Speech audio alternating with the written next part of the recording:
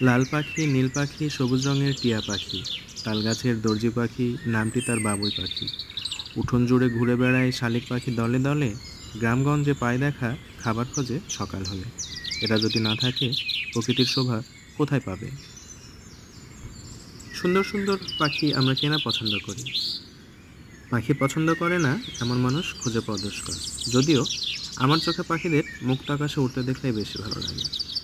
সামনে আসছে আমার নতুন ব্লগ, যেখানে আপনারা জানতে পারবেন রাজশাহীতে সবথেকে ভালো পাখির দোকান সম্বন্ধে, যেখানে আপনারা পেয়ে যাবেন দেশি বিদেশি সহ সকল ধরনের পাখি। সাথে জানতে পারবেন কোন দোকান থেকে আপনারা পাবেন পাখিদের সব ধরনের হেলদি ফুড।